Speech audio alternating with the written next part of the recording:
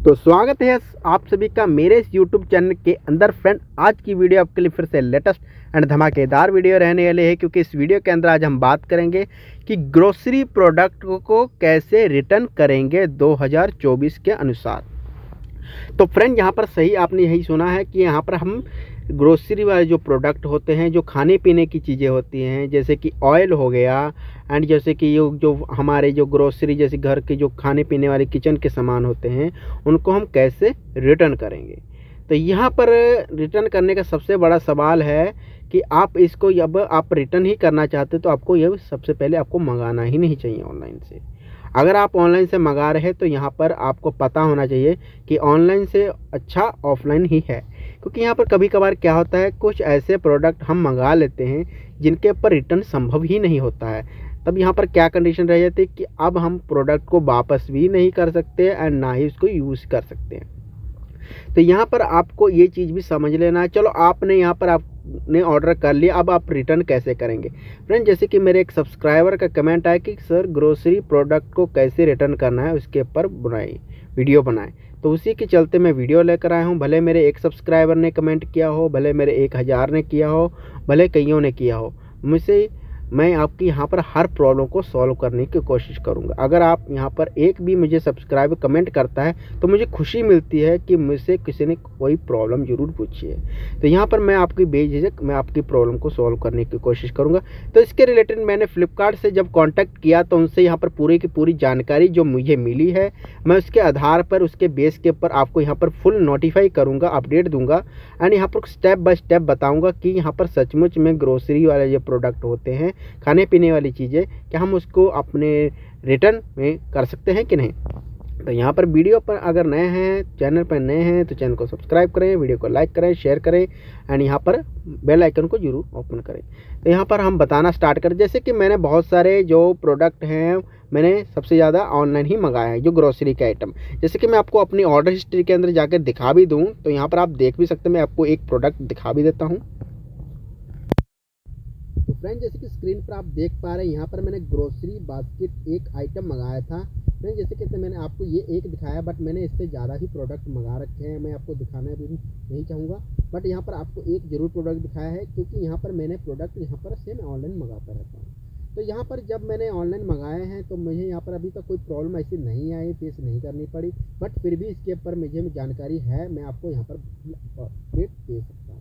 तो यहाँ पर असल क्या होता है कि जब हम कोई प्रोडक्ट मंगाते हैं, फॉर एग्जांपल जैसे कि मैंने ये प्रोडक्ट मंगाया है, जैसे कि ये ऑयल है, ठीक है, मस्टर्ड ऑयल, जो हम यहाँ पर खाने में के अंदर यूज़ करते हैं। तो ये वाला ऑयल है। अगर आपने ये मंगाया है, मान के चलिए आपके यहाँ पर MRP 700 रुपये के करीब है, आपने इतने रुपये का प्रोडक्ट मंगाया, आपके पास डिलीवर्ड भी हो गया एंड पर, आपने OTP वगैरह देकर आपने प्रोडक्ट को ले लिया। जब आप अपने घर में ले जाकर चेक करते हैं कि इसकी, आप देखते हैं कि यहाँ पर ऑयल तो बहुत अच्छा है, गुड क्वालिटी में है, आपको ये नहीं पता उसके ऊपर उसकी एक्सपायरी डेट भी आपको चेक कर लेनी होती है। कभी कभार क्या होता है कि वो एक्सपायरी डेट वाला भी आपके पास डिलीवर हो जाता है।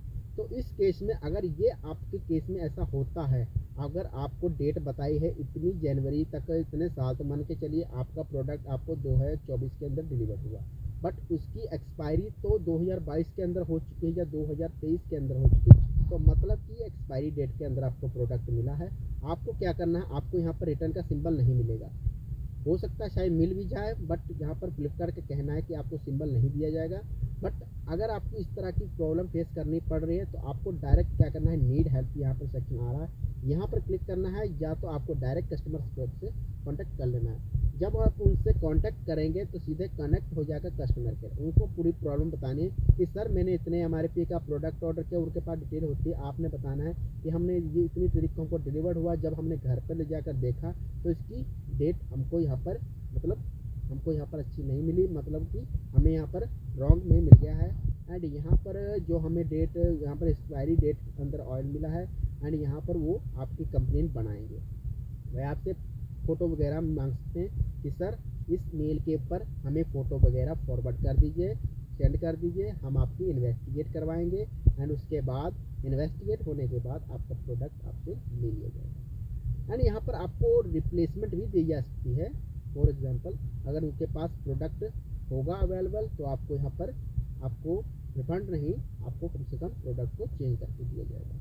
ये ऐसा कंडीशन में रखा जाता है। अगर उनके पास प्रोडक्ट होगा ही नहीं, मान के चलिए ये वाला आपने प्रोडक्ट मंगाया है इसी ब्रांड का, अगर उनके पास ये वाला ब्रांड नहीं अवेलेबल होगा तो वो आपको यहाँ पर रिफंड आपके बैंक अकाउंट में ट्रांसफर करेंगे जहाँ से आपने असल क्या होता है, कभी कभार लोगों को ओरिजिनल पेमेंट मोड का मतलब ही नहीं पता होता। मैंने इसके ऊपर बहुत सारी वीडियो बना रखे हैं, समझाया भी अच्छे से कि ओरिजिनल पेमेंट मोड क्या होता है। ओरिजिनल पेमेंट मोड का मतलब मैं फिर से बता देता हूँ 2024 के अंदर।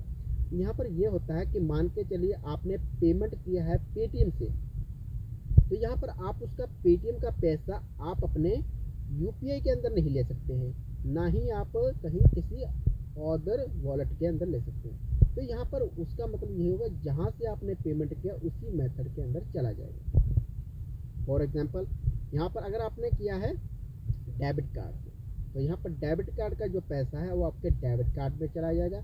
कभी कभार क्या होता है कि हम यहाँ पर आधा आधा बैलेंस कहीं और से करते हैं, कहीं और से करते हैं। मान के चलिए आपने किया है पेटीएम से और आपने किया है गिफ्ट कार्ड से, तो यहाँ पर अब इस कंडीशन में क्या होगा, आपका जो गिफ्ट कार्ड का पैसा है वो गिफ्ट कार्ड के अंदर चला जाएगा।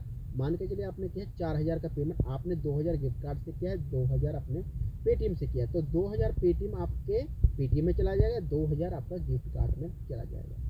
बट अगर आप चाहते हैं कि आपका सारा का सारा पैसा आपके गिफ्ट कार्ड के अंदर ही आ जाए, तो यहाँ पर वो आपको चूज़ कर लेना था कि सही आपका सब हमको ओरिजिनल पेमेंट मोड नहीं चाहिए, हमको इस पेमेंट मोड के अंदर चाहिए। वहाँ पर जब आप रिटर्न के ऊपर जाएंगे, रिफंड कॉल सेक्शन पर क्लिक करते हैं, तो वहाँ पर आपको मिलेगा ओरिजिनल पेमेंट मोड कि आपको यहाँ पर गिफ्ट कार्ड सेक्शन में चाहिए। तो आप यहाँ पर गिफ्ट कार्ड सेक्शन के अंदर क्लिक करेंगे तो आपका उसी के अंदर चला जाएगा। एंड अगर आप यहाँ पर गिफ्ट कार्ड का रेजिडेंस सेलेक्ट करते हैं तो आपको यहाँ पर 1 साल की वैलिडिटी के साथ वो बैलेंस रहता है। 1 साल बाद आप उस बैलेंस को यूज़ भी नहीं करोगे। 1 साल तो बहुत बड़ा होता है, बट यहाँ पर फिर भी अगर मान के चलिए आप भूल जाते हैं कि हमारा कोई गिफ्ट कार्ड के अंदर बैलेंस भी पड़ा है, तो आप उसको यहाँ पर 1 साल के अंदर ही यूज़ करना होता है। अगर आप नहीं करते हैं तो यहाँ पर आपका बैलेंस ख़राब हो जाएगा। यहाँ पर अमेजोन के अंदर ऐसा होता है कि आप गिफ्ट कार्ड का पैसा रिचार्ज करके भी निकाल सकते हैं, कहीं भी यूज़ कर सकते हैं। बट इसका ये है, आप यहाँ पर शॉपिंग ही कर सकते हैं, आप कहीं भी यूज़ नहीं कर सकते। एंड यहाँ पर और भी बहुत सारे मेथड हैं। फ्रेंड यहाँ पर बात करते हैं ग्रोसरी प्रोडक्ट, जैसे कि ये मैंने आपको एग्जांपल बताए हैं कि आप यहाँ पर रिटर्न कर सकते हैं। अगर आपको कोई भी किसी तरह की कोई प्रॉब्लम आती है तो बेझिझक मुझे फिर से कमेंट कीजिए, मैं आपको बताने की कोशिश करूँगा। एंड इसी के साथ करते हैं वीडियो को समाप्त। तब तक अपने ख्याल। Okay friend.